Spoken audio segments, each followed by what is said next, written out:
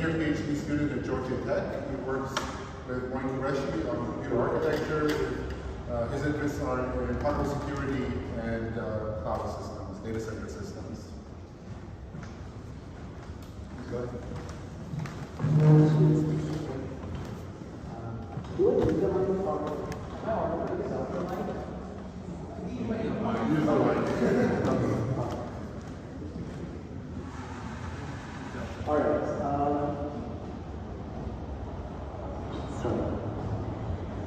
Good afternoon everyone, and thank you for the kind introduction. I am Anish Saxena. I am a second year PhD student working with Rowhammer at Georgia Tech, and I am excited to present PTGuard, which is our solution to protect page table integrity against breakthrough Rowhammer attacks.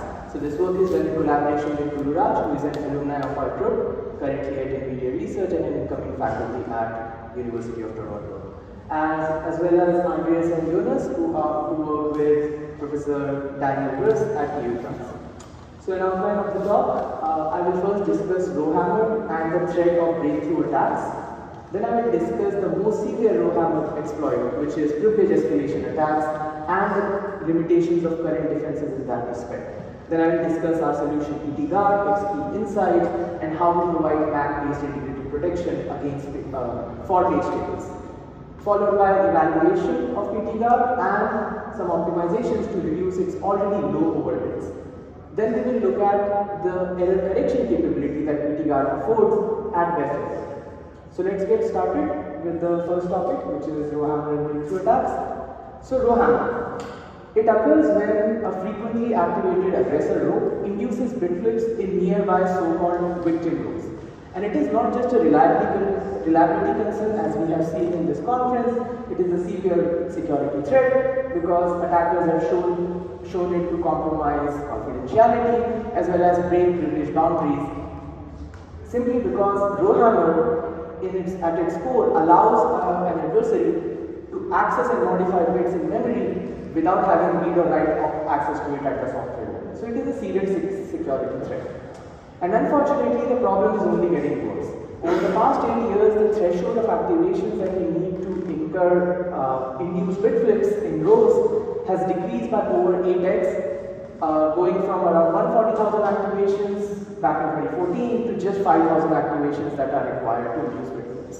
Moreover, as DRAM technology is getting denser, the impact or the blast radius of Rowhammer is also increasing. So the activation of one row is having an impact on more and more rows that are nearby it. So we must deploy solutions that can take into account and defend against Rowhammer in the face of such unpredictable and worsening vulnerability modes of DRAM.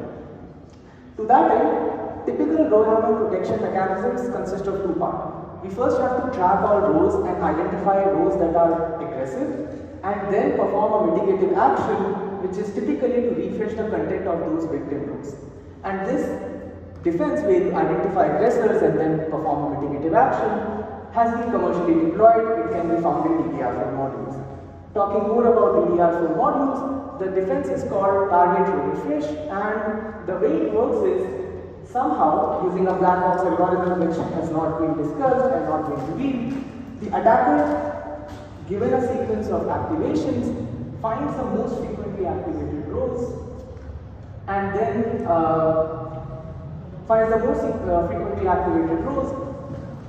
performs a mitigation.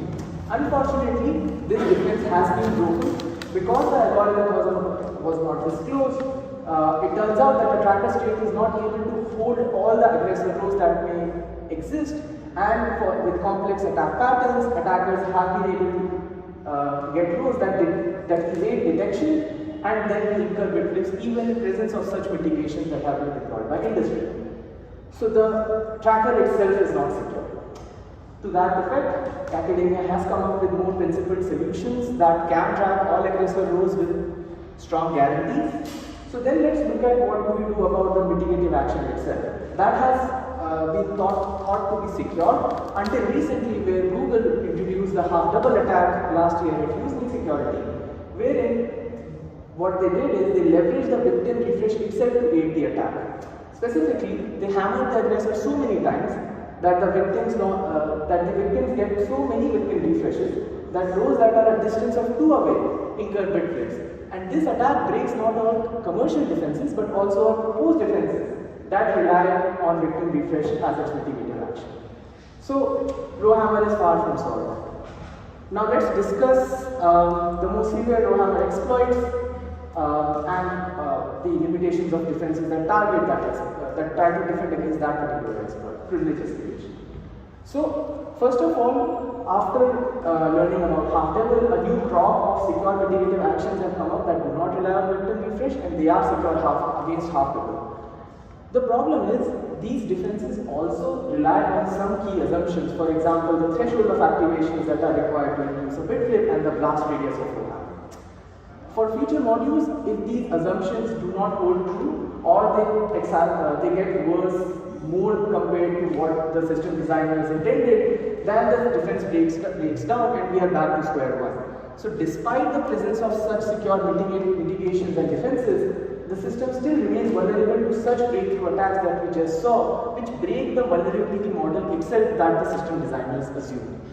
So we need more principled defenses with strong guarantees, at least for the most critical data structures and subsystems in our computer. Right? So to that end, the prime target of Rowhammer, especially in client devices like laptops and desktop, has been tampering with page tables to achieve privilege escalation. So let us look at how we achieve this in the first place. The first step is the attackers request a lot of virtual memory so that the physical memory is filled with pages housing page tables themselves. Then the attacker strategically flips bits in its own page table page such that now it would point to some arbitrary location because the page frame number, which points to where this PT should point to, can now point to an arbitrary location. Now since the attacker has created the memory with its own page table page, there is a good possibility that this PT now points to another page table page belonging to the own attacker's process. By doing this, essentially the attacker has enabled read and write access to its own page tables and it can now access any page in memory, gaining kernel privileges. This is a very severe exploit.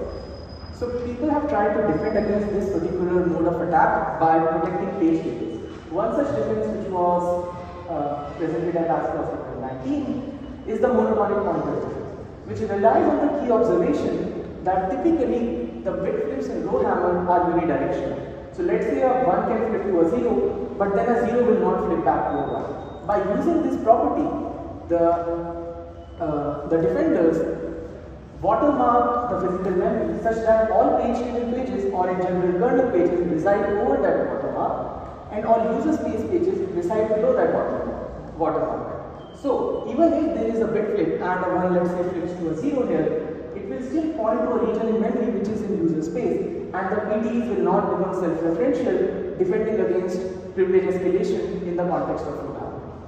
The problem here is this attack only protects the page frame numbers, which is only one part of the PTE page table entry. There are many more fields in the PTE, for example, memory protection keys, user supervisor bit, write enable bit, and so on.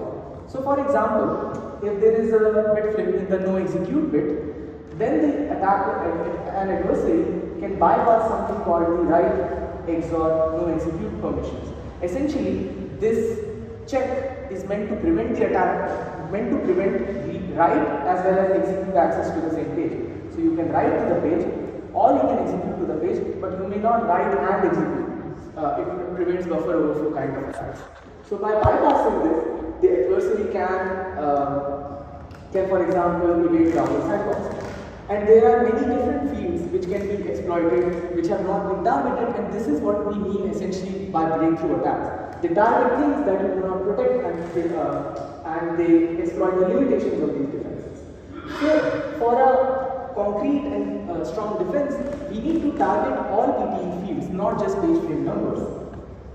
And that is what we do. Let us now look at PTGuard and how it achieves such protection by using a MAC-based integrated protection mechanism. So we notice that PTE is an 8-byte entry and 8 such PTEs reside in a 64-byte cache line.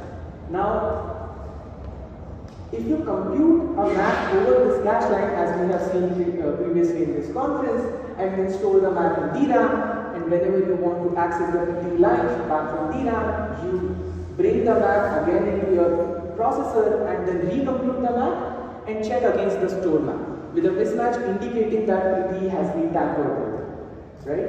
So the problem here is, for such mechanisms typically incur overhead. One such overhead is the storage overhead, because you need to house the map somewhere, it needs memory, and that is the storage overhead. More importantly, in the context of page table entries, the access overhead is also significant, because each PTE now incurs the map access overhead. So while maps provide cryptographic integrity, they also have high overheads which can slow down the system significantly, degrading performance. So that regard, our key insight with PT guard is that while the typical PTE cache line in x86 and ARM-based systems is provisioned with 40 bits of page frame numbers, which can address up to 4 petabytes of physical memory, typical client systems, for example desktops, laptops, as well as computers, have far less memory. Let's say up to a terabyte, being generous, right? So that only occupies up to 28 bits of PFN, and the upper bits are just zeroed out. This gives us 12 bits per PTE. And combining those 12 bits across 8 page table entry cache lines by putting them together, we can actually embed a very strong 96-bit map in the PTE cache line. And the interesting thing about that is it obviously avoids the storage overhead, but since the map is implicitly fetched whenever you fetch the PTE from the DRAM, you also avoid the access overheads for the map. So this is the key insight of PT Guard, and now let's see how it works. We implement PT Guard at the memory controller, and we want to avoid changes to the software, changes to the cores and caches. We want it to be as transparent as possible. To that respect, whenever a PT cache line is evicted from the cache, PT Guard embeds the map in it and it is written back to memory. Now on a page table miss, the page table walker requests the PT line from the DRAM, and the integrity is checked with a mismatch indicating integrity failure. Let's say the integrity has not failed and the map integrity passes. In that case, the map is removed and the data is forwarded back to the cache hierarchy. The cache is not aware of the map, the core is not aware of the map, and there is no software changes required to the most extent. So, in overall, PT Guard is translated to the software and detects arbitrary bit flips in all PTE, providing complete protection. So the question now might be, how do you detect which line to embed the map into, because there are a lot of cache lines that are written in DRAM. Well, the 96 bits where we embed the map are all zeroed out by the operating system, and we perform a bit pattern match to find lines which have those 96 specific bits zeroed out and then embed the map in those 96 bits. Now when we read it back, we compute the map over the other protected bits in the cache line, and if the map matches, then the integrity check passes, and on page table box we can remove the map, otherwise we detect an integrity failure and notify. So the escape probability, that is, you flip a bit, but PT Guard is not able to detect the bit flip, is extremely negligible. This would, for context, take trillion years of continuous reading of faulty PT's values before a tampered PT escapes detection. So a certain point here is, it may so happen that the 96 specific bits in the bit pattern match happen to match the computed map bits that would have been embedded. So in that case, we want to avoid removing them at the time of DRAM reads, otherwise we would violate data correctness, right? So at the time of DRAM writes, we perform this check where we check the computed map and the bits already in the cache line, and if they are equal, provision a collision tracking buffer, small 20-byte buffer, and then write that line address, so that at the time of read, we ensure that the line with that address is not verified and computed the map against. Overall, we protect all PT fields and only require 52 odd bytes of SRAM as well as a MAC computation engine at the time control. Next, what happens when there are bit flips in the PTs in presence of PT Guard? Well, if bit flip is detected, the data is not transmitted and an exception is raised which the OS can deal with. So since no data is transmitted, even speculatively, there is no way that the core or caches or the TLB will consume erroneous or faulty PT values. So this is a pretty strong protection guarantee. Moreover, let's say you have a data line which happens to have the MAC embedded in it, because that 96 specific bit can also correspond to data lines. In that case, the line with corrupted data will be forwarded as is, because we do not know whether this is a line where no MAC was embedded or whether a MAC was embedded and there was a bit flip. But notice that this is no different than the unprotected baseline where regular data will already be corrupted and be consumed by the program. So note that PD guard is designed to protect page tables specifically without changing the security guarantees of regular data. So now let's look at how PD guard performs. We evaluated using a full system GM5 simulation with Ubuntu 18 OS on Spec 2017 as well as graph analytic workloads. The key overhead of PD guard is the 10 cycle MAC verification delay that is encountered on every DRAM read.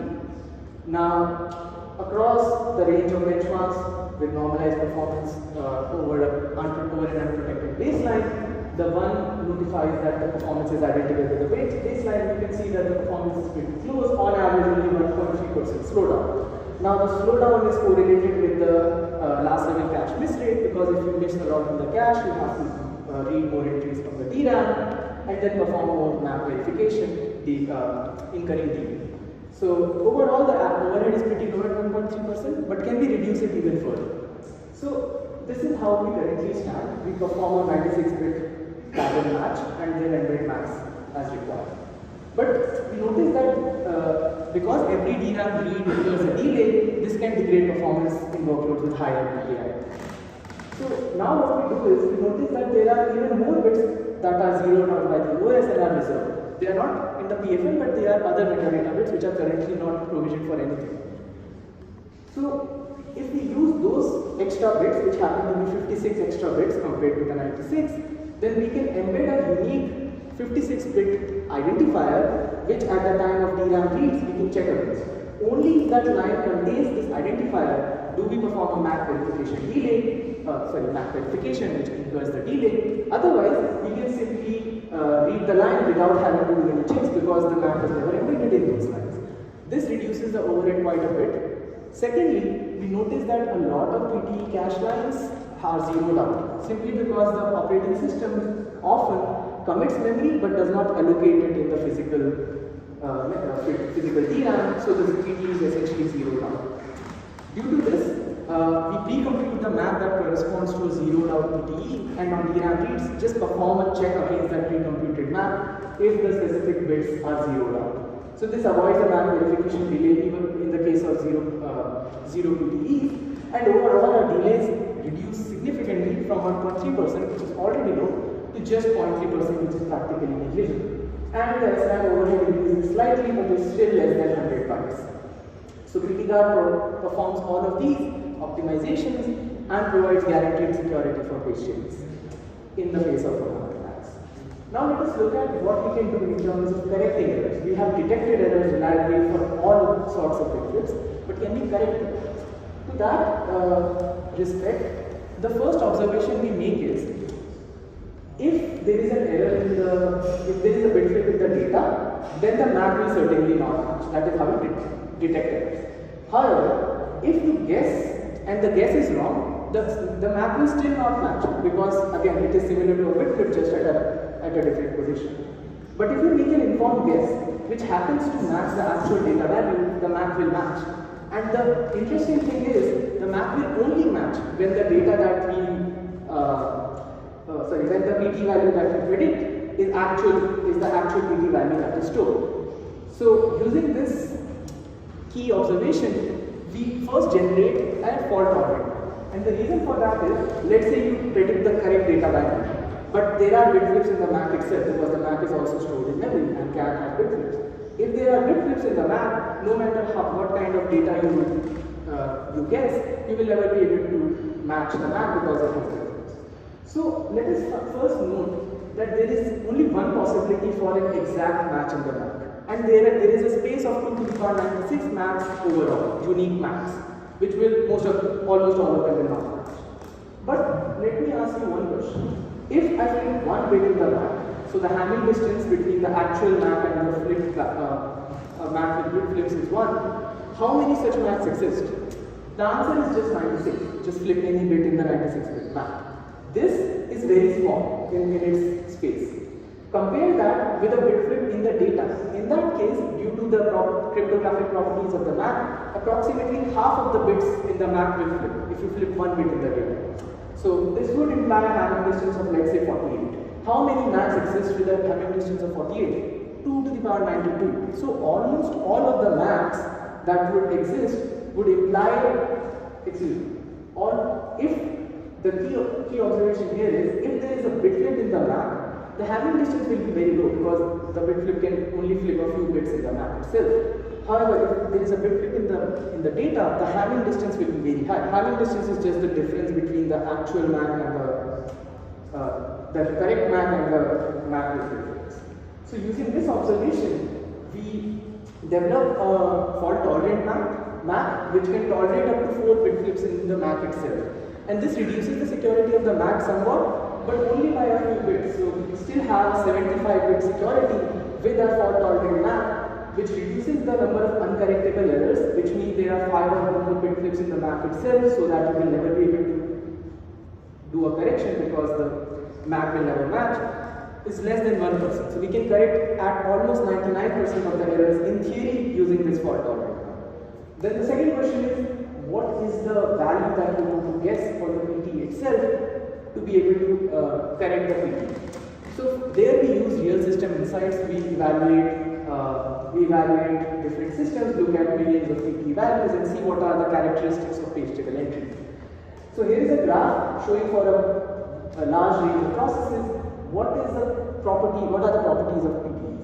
We notice that a lot of page table entries within a cache line are contiguous because typically you allocate pages bunch at a time. Then there are a lot of zero PTs, of PTs with zero PFNs, and then the rest are others which do not follow such property. So our guesses are pretty simple. If you see a PT with almost zero value, essentially you only see a few bits that are not zero, just flip it back to 0.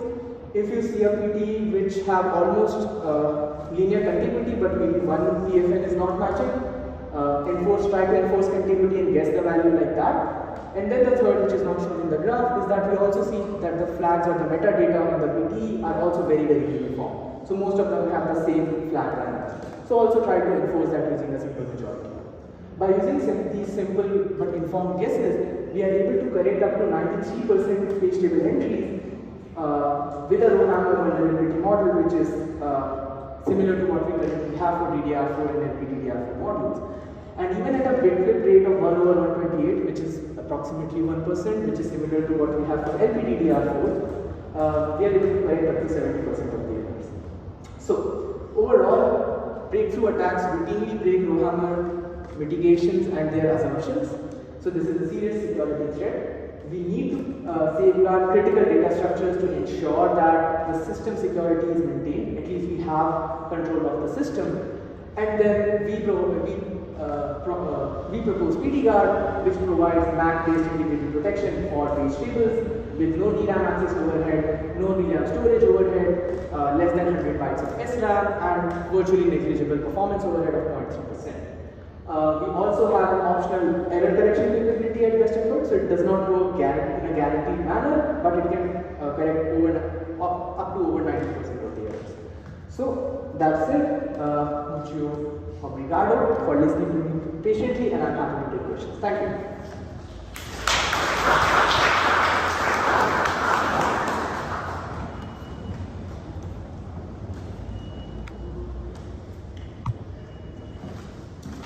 Yes, please, at the back.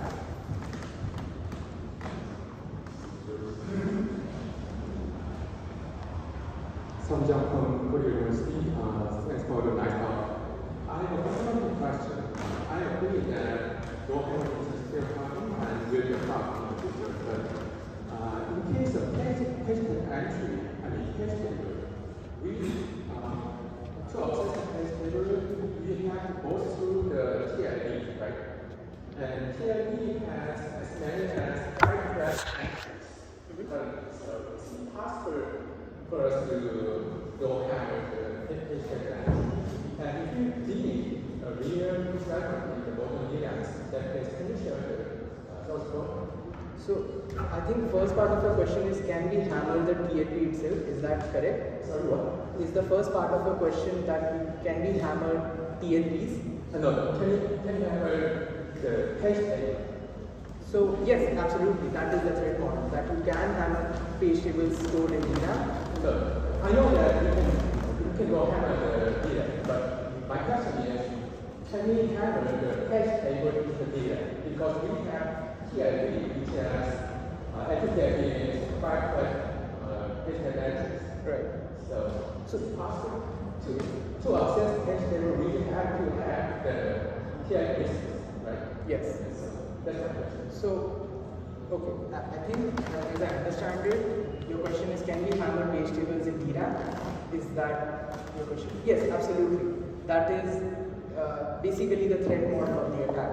So your TLP has a certain size, and there will be TLP misses when you miss. Okay, so if you give real experiment on the TLP, right? You did a real experiment on the No, this is based on architectural simulation, the defense simulation. Thank you very much for a very nice talk. You spent a little bit of time in the beginning talking about these other types of defenses, and it seems to me like rather deliberate that you are building like a defense that doesn't rely on the topology of the DRAM module, right? What's your opinion on like some types of defenses that rely on topology, in relation to your work? So it's more on protecting like the critical area. Absolutely. So there are pros and cons, right? If you have a defense which is designed for a specific module, I think you can win in terms of performance or provide a larger protection surface. For example, if I have a system-wide Rowhammer defense, then I can protect even data which is not part of our threat model. At the same time, if the topology or the threat model of Rowhammer itself breaks down, then you're back to square. But in which case, it would be nice to have a low cost, ultra low cost, yet strong, a solution with strong protection guarantees. Like, so do I interpret this correctly that they are complementary to each other? Absolutely, you can still have system-wide defenses, but in the off chance that they fail, this would still ensure that you cannot hammer the page tables because of back-based security. I agree with that. Thank you very much. Any other questions? I guess I will ask one. Everybody can hear me, right? I want to stay on time, so I have to ask a question. How do you compute how much SRAM you need for the collision that you might have? Right, so the probability of encountering a collision is the same as a MAC collision, which has the probability of 2 to the power minus 96. So with regular data, you will really not see MAC collisions. Unfortunately, there is an attack wherein you can get the correct MAC value for the page table entry, which we discuss in the paper. And for that specific scenario, you should have, and in general also to ensure that data correctness is maintained, you should have a small buffer. The reason it is very small is it only contains 4 entries. Regular data will really not have any, regular programs will really not have any data which happen to match the MAC maps. So the probability is just 2 to the power minus 96, which is why the size is. So you use 4 because saying 1 seemed unacceptable? Yeah, it is like for 4 the probability with 64 GB memory is like something like 2 to the power minus 300 or something. Obnoxious number. So you can have 1, but we just provision. I mean, it's a related question. Do you have to do a SRAM clean of this buffer every time to check? Yes. So agreed. Yes. That is an overhead, which is why you don't want to make it too large, because you will have to do an associative check of the address. But four-way associative check is not that power intense, energy intense. Compared to an activation in DRAM, which is way more power compared to what happens at the moment. Any other questions? So let's thank Anish one more time. Thank you, sir.